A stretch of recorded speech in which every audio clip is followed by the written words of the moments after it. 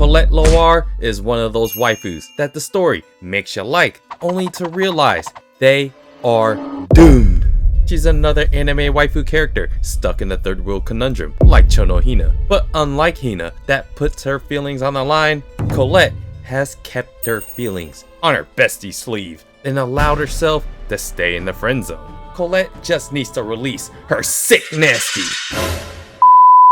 In Wistoria, Wand and Sword, a group of the world's elites help maintain a barrier or the fake sky to protect their world from whatever atrocities they may have been fighting a millennium ago. They are living in a world protected from the outside, or living on the inside, kept from the outside. That's the story's basic premise. That is where our MC and our main heroine come into the fold as a couple of foster kids that quickly blossomed into lovers in Will Serfort and Elfaria Albus Serfort. However, like most relationships, life dynamics changes everything. And when top tier waifu becomes out of your league, she leaves you behind, weeping in tears. Wistoria's world's hierarchical structure is bound to one's ability to use magic.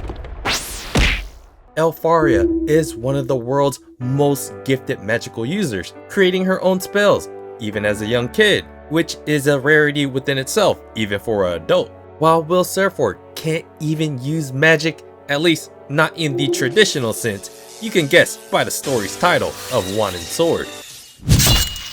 Society needs Elfaria to help protect the world while Will is left behind in the dust. But where one has a will and another type of talent in physical prowess and smarts, along with a mysterious backstory to his powers, hinted by Finn and other hints within the story, this marks the classic shonen trope of I want to be the thing, whatever that is. In this case, it is a Magia Vendor, where Elfaria maintains her loyalty and love for the hope that Will one day reach the tower, where she is to help her fight against whatever sinister villainy is out there. Now this sets up Colette Loire's character. I'm about to reveal a little bit of Colette's backstory, but it's really what Colette was like before she met Will. From what we know about Colette in season 1 as an upbeat and happy person that we all know loves Will. Before Will, she sat in a dark and gloomy place for like whatever reason. The manga makes it a really dark situation, and it's a complete 180 from what we know about Colette. But it doesn't really feel like they revealed everything just yet about Colette's history, just as Will's secret powers are slightly being unraveled as we progress in the story. Rose saw her friend go from a dark place for whatever reason to being saved by Will, which became like that ray of light moment that turned her from whatever dark gloomy thing that she was before into someone that she can confide her feelings in, at least kind of secretly, on the romance side. But this may have been one of the first times someone was just genuine to her. And it might be the fact that he saved her life. And like a lot of girls' fantasies of seeing a four-eyed handsome boy save your life, that is quite the panty dropper. As Elfaria stands at the highest regard of society with probably an endless amount of men thirsting for her, Will is stuck in school to try to advance to the tower to become closer to the thing everyone wants to be, a Magia Vendor that helps protect the world from the outside world. It's this rise from nothing to reach something of value, like the love of your life that is Will's journey. But it was Colette who was there every step of the way, from bringing Will up from being at the very bottom when he was literally an outcast. It is Colette Loire, Will's best friend. And we know that girl best friends just doesn't work because someone will catch feelings. I guess Roasty is an exception. Will's lack of magical ability puts him in the dwarf spectrum in society, meaning he's treated like a second-class citizen because dwarves can't really use magic. So that naturally leads him to being bullied and being an outcast, being laughed at. But do you know who's there the entire time as he's getting bullied to help bring him up? The carrot-colored hair Colette.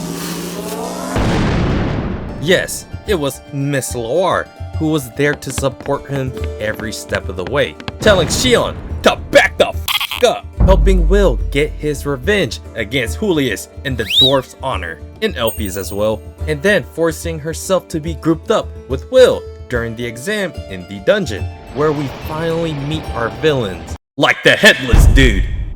Colette's position in the story is a crushing one because it seems like she's doomed to fail until she finds an even bigger purpose behind her character beyond chasing that romance that clearly our MC only sees Elfaria. Colette is a universally likable character with all the traits one would think should swoop up any man of sweet wholesome taste. Once again, she just needs to put out her sick nasty. Getting roasted by Roasty, living up to the status of one of 5 Magia vendors that protects the world you know and love, Colette's next character arc will end up being a lame harem like the creator's Danmachi work, or one that can be more realistic in Colette's maturation of her feelings and growth in her character. She's so destined for one of the assholes, huh? Like Shion or Julius.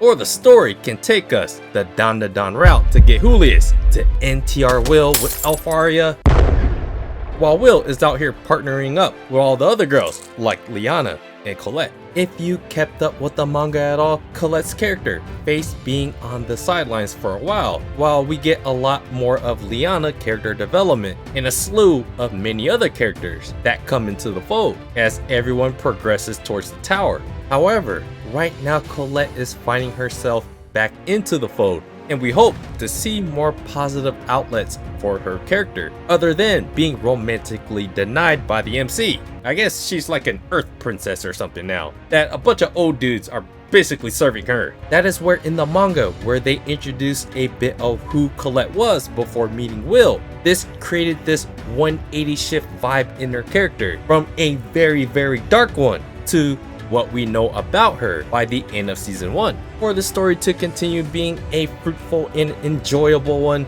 characters like Colette can't be tossed to the side. If anything, her character in Julius might be one of the best characters in all of Wistoria that deserve proper glow-ups. And we all like redemption arcs, don't we?